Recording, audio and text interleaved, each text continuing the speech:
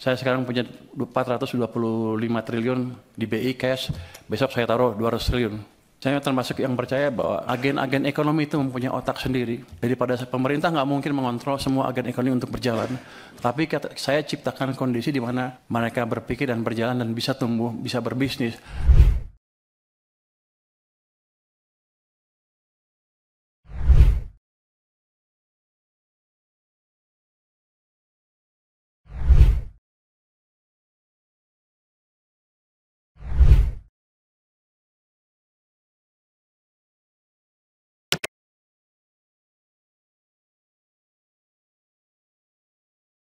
Neraca perdagangan surplus, defisit APBN terkendali dalam batas aman sebesar 2,78% PDB untuk Outlook 2025. Stok beras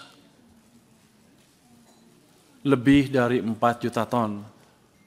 Program-program unggulan antara lain MBG, Sekolah Rakyat, revitalisasi sekolah, cek kesehatan gratis sudah memberi manfaat yang nyata bagi masyarakat.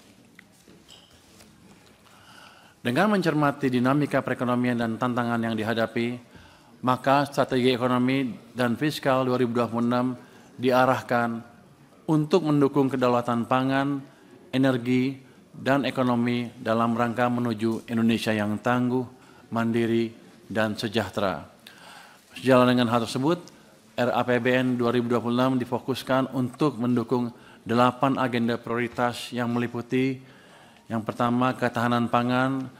Yang kedua, ketahanan energi. Yang ketiga, MBG. Yang keempat, pendidikan bermutu.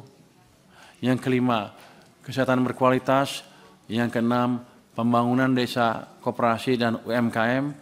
Yang ketujuh, penguatan pertahanan semesta. Yang kedelapan, akselerasi investasi dan perdagangan global. Sejalan dengan hal tersebut, agar APBN mampu merespon dinamika perekonomian dan menjawab tantangan serta mendukung agenda pembangunan, maka APBN akan terus dijaga agar tetap sehat dan berkelanjutan. Untuk itu, sejumlah strategi akan ditempuh.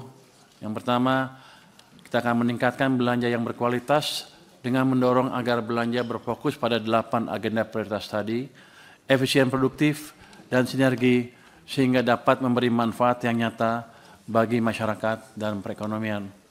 Kemudian kita akan optimalisasi pendapatan negara dengan tetap menjaga iklim investasi dengan mendorong efektivitas reformasi perpajakan untuk meningkatkan kepatuhan, mendorong agar sistem perpajakan kompatibel dengan struktur perekonomian dan sistem perpajakan global, sehingga mendorong optimalisasi pengelolaan sumber daya alam, aset negara, dan inovasi layanan. Strategi berikutnya adalah mendorong pembiayaan yang inovatif dan berkelanjutan.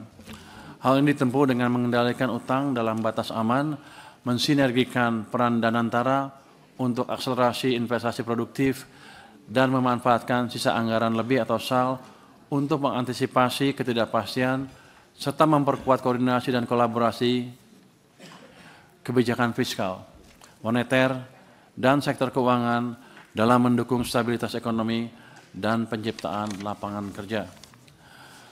Melalui pengelolaan APBN yang sehat tersebut, maka 3 fungsi utama APBN yaitu alokasi, stabilisasi, dan distribusi dapat berfungsi efektif untuk mendukung berbagai program pemerintah, meredam dari berbagai goncangan, dan meningkatkan kesejahteraan demi mencapai cita-cita bangsa.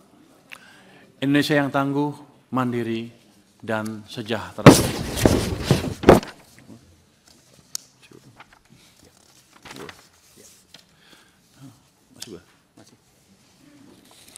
Kementerian Keuangan berperan strategis dalam pengelolaan APBN agar tetap sehat dan berkelanjutan.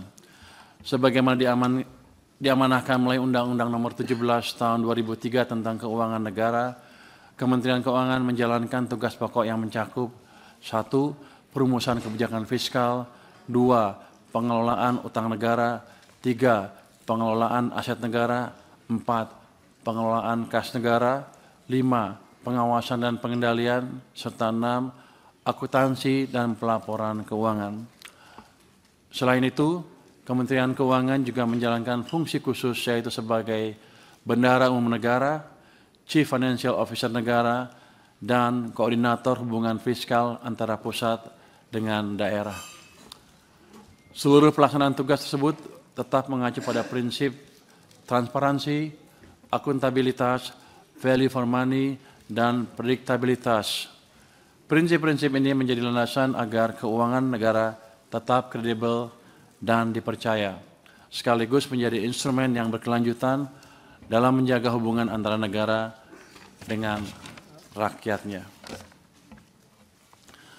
Dengan pelaksanaan tugas dan fungsi strategis tersebut secara optimal, Kementerian Keuangan optimis dapat berkontribusi dalam perekonomian nasional sehingga bisa mendorong pertumbuhan ekonomi yang berkelanjutan, kita bisa menjaga stabilitas ekonomi dan penyertaan fiskal jangka menengah dan panjang.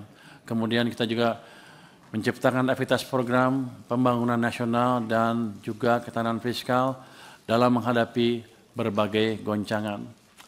Target-target yang disusun dalam RAPBN tahun anggaran 2026 yaitu 1. Target pendapatan negara pada RAPBN tahun 2026 ditetapkan sebesar Rp3.147,7 triliun. Sementara itu, belanja negara ditargetkan mencapai Rp3.786,5 triliun pada RAPBN tahun 2026. Adapun target pembiayaan pada RAPBN tahun 2026 adalah sebesar Rp638,8 triliun. Semua akan dikelola secara prudent dan di government side-nya sendiri saya akan pastikan lagi tadi belanja-belanja yang lambat berjalan dengan lebih baik lagi. Ada yang dikomplain katanya apa? MBG tadi ya. Penyerapan pajaknya rendah. Saya tanya sama teman-teman keuangan, gimana monitoringnya? Ya dia bilang bagus-bagus saja, tapi ternyata enggak, jelek. Loh, terus kita apain? Ya nggak tahu. Saya bilang begini, ya udah, nanti sebulan sekali kita akan jumpa pers dengan kepala MBG. Nanti kalau penyerapannya jelek, dia suruh jelasin ke publik, saya di sebelahnya. Dan program-program yang lain yang lambat itu akan saya sisir. Saya kan baru hari ketiga dan rapat. Udah keburu rapat di sini, jadi belum lihat detail seperti apa. Tapi kami akan sisir. Bagian-bagian lambat kami percepat. Caranya gimana? Ya, kalau mereka nggak bisa nyusun kebijakan anggaran atau menyusun program kerjanya atau pengajuan anggarannya, kami akan kirim orang ke sana supaya jalannya cepat dan kita akan monitor on regular basis supaya anggaran yang banyak tadi, yang kalau lihat anggaran kan sama aja kan dari tahun ke tahun, gitu-gitu aja tuh nggak ada dampaknya, 5-5 aja, karena penyerapannya nggak dimonitor. Dulu pernah ada UKP 4 memonitor itu pun nggak jalan sempurna karena UKP 4 terlalu jauh.